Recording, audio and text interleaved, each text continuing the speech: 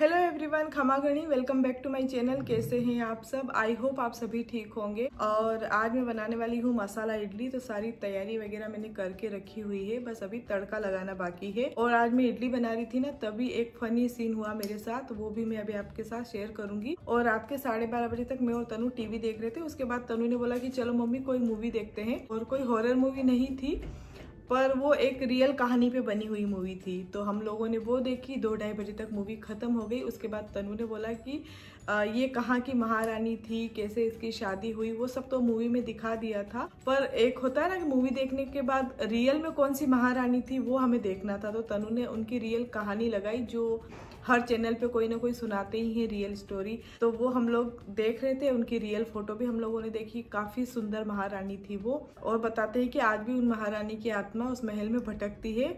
और उन्होंने कोई स्कूल वगैरह भी बनाया हुआ होगा, तो उसमें उन कमरों में भी उनकी आत्मा घूमती है। तो वो 2-3 कमरे बंद कर रखे हैं, कभी खोलते नहीं है।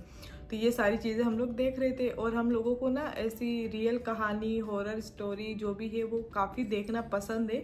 हाँ, डर हमें लगता है देखने के बाद, वो एक अलग बात है। लेकिन हमें ये सारी चीज़ें देखना भी पसंद है। हम देखते भी जाते हैं और डरते भी जाते हैं, लेकिन पसंद बहुत है हम लोगों को। तो वो हम लोग देख रहे थे। उसके बाद नींद नहीं आ रही थी हम लोगों को, तो हम रात के 2:30 बज गए। उसके बाद फिर तनु ने 1-2 ऐसी रियल कहानियां और लगाई कि चलो ये भी देखते हैं, वो भी देखते हैं, भानगढ़ का किला, मतलब बहुत सारी चीजें हमने रात को देखने के बाद ऐसा डर भी लगा, क्योंकि काफी सारी चीजें उसमें बताई गई थी कि ये सच कहानी है, यहाँ पर ये ऐसी चीजें होती है, आज भी आत्माएं घूमती है। ठीक है, वो सब देख के फिर हम लोग टीवी वगैरह बंद करी। फिर हम लोग ऐसे देखने के बाद ना दोनों हाथ पकड़ के लाइट वगैरह बंद करी और हम लोग हमारे रूम तक गए। फिर आज सुबह क्या हुआ, मैं जब इडली बना रही थी ना, तो इडली बनाने के बाद जब मसाला इडली बनाते हैं ना, तो उसको अच्छे से ठंडा करके फिर कट करना होता है, नहीं तो वो चिपक जाती है। तो मैंने क्या करा, आज इडली बनाई। इडली बना के उसको ठंडा होने के लिए रख दिया और मैं आगे वाले रूम में आ गई थी। फिर मैंने जाके देखा कि इडली के ऊपर ना ऐसे ब्लू कलर के, जैसे किसी ने कुछ चीज क्रश करके उसके ऊपर डाली हुई हो, उस पे ऐसे डली हुई थी। तो मैंने देखा कि ये क्या हुआ, किसने डाला, क्या करा। पर ऐसी कोई चीजें कौन डालेगा, ऐसा हो नहीं सकता।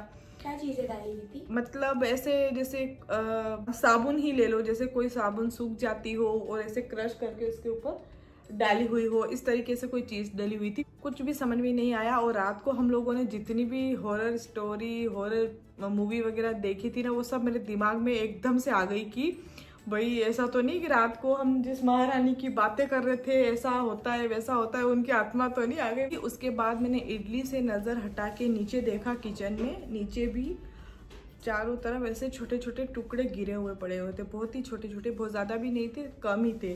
फिर मैंने ऊपर देखा फैन की तरफ। फिर मेरे दिमाग में आया कि मैंने होली की सफाई करवाई थी हाउसकीपिंग वाले भैया से। फैन कुछ ज़्यादा ही ऑयली हो रखा था, तो उन्होंने क्या करा था, साबुन से लेके अच्छे से उसको साफ किया था, स्क्रब किया था। तो वो साबुन फिर कहीं फैन के अंदर लगा हुआ होगा, चिपका हुआ होगा, तो वो सूख गया होगा इतने दिन। और इतने दिनों में मैंने फैन चलाया नहीं था, क्योंकि इडली ठंडी करनी थी, इसलिए मैंने किचन में फैन चलाया था।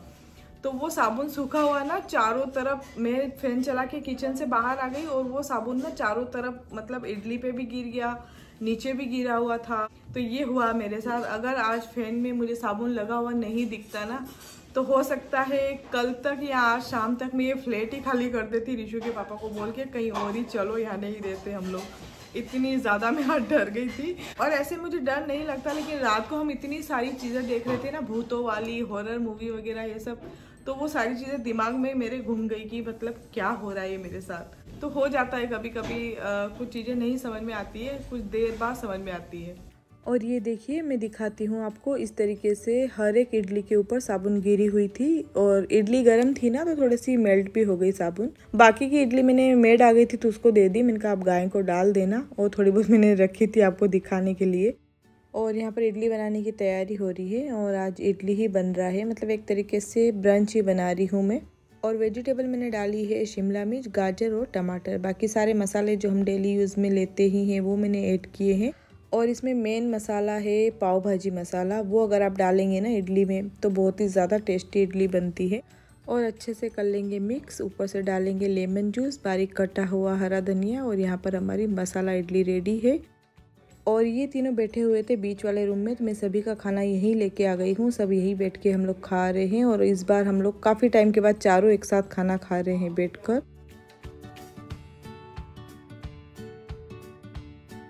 और कल से शुरू हो रहे हैं चैत्री नवरात्रे और गुड़ी पड़वा भी है कल, तो उसी के लिए थोड़ा बहुत मुझे सामान लेके आना है, तभी मैं मार्केट जाऊंगी। और पूजा के लिए हार फूल चाहिए और थोड़े से नीम के पत्ते मुझे लेके आने हैं। और अभी टाइम भी 5:30 बज चुके हैं और ज़्यादातर हार फूल वाले ना शाम के टाइम पर ही बैठते हैं और सुबह सुबह जल्दी बैठते हैं। तो मैं सोच रही हूँ अभी जाके ही सारा सामान मैं लेके आ जाती हूँ, फिर सुबह ढेर सारा काम रहेगा तो सुबह नहीं जा पाऊंगी मैं।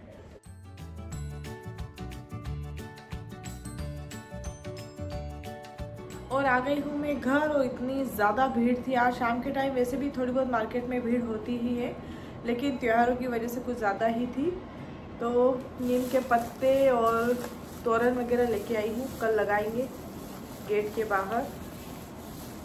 और यहाँ पर क्या होता है कि कुछ कुछ चीज़ें रिजनेबल प्राइस में मिलती है, ठीक ठाक प्राइस में मिल जाती है, लेकिन जैसे ही त्योहार आते हैं ना वैसे ही एक एक पत्ते का इतना प्राइस बढ़ जाता है। मतलब चाहे वो नीम का पत्ता हो चाहे वो आम के पत्ते हो, बहुत ज़्यादा मतलब महंगे हो जाते हैं।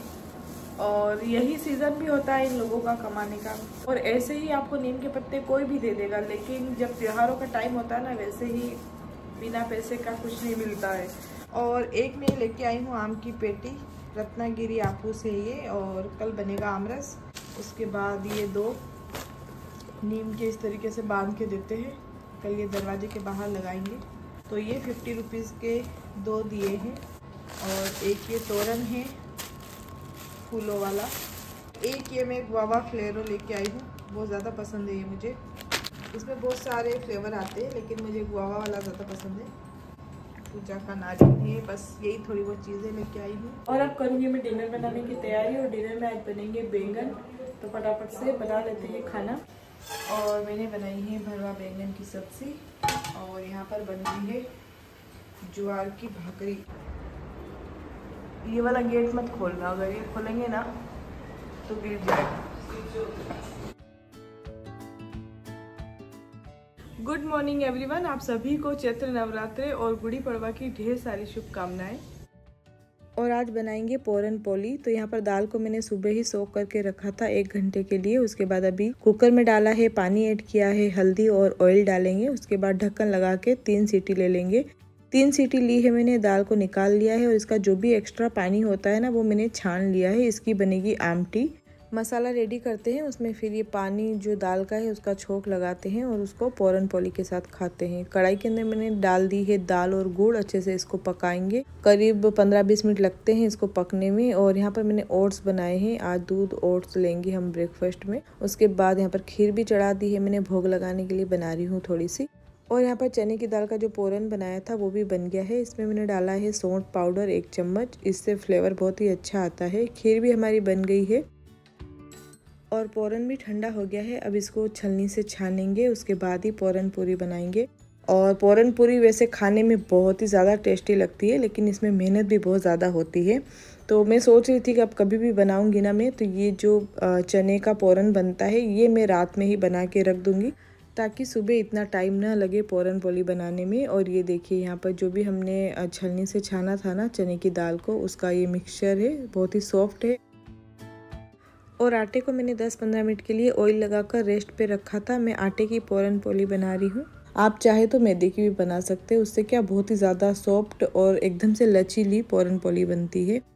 तो यहाँ फिर आप आधा मैदा और आधा आटा मिक्स करके भी बना सकते हैं। तो यहाँ पर मैं गोले बना रही हूँ, अब बना लेते हैं पोरन पोली। और मैं ले रही हूँ यहाँ पर मैदा, ऊपर से ना आटा नहीं लगाना है, मैदा लगाएंगे, उससे अच्छी तरीके से ये बेलने में इजी रहेगी। तो इस तरीके से जैसे हम पराठे की फिलिंग वगैरह करते हैं उस तरीके से इसको भी इस तरीके से ही फिल करना है। और बस एक पतली सी बड़ी सी रोटी को बेल लेंगे। और यहाँ पर ना महाराष्ट्र में इतनी बड़ी बड़ी शॉप पर भी मिलती है पोरन पोली, और तो मैं उतनी ही बड़ी बना रही हूँ। जो मैं बना रही हूँ ना उससे भी बड़ी बड़ी पोरन पोली मिलती है यहाँ पर, बहुत ही पतली पतली सी होती है। तो ये देखिए बहुत ही, आटा अगर आपका अच्छा लगा हुआ होगा ना तो पोरन पोली भी आपकी बहुत ही अच्छी बनेगी।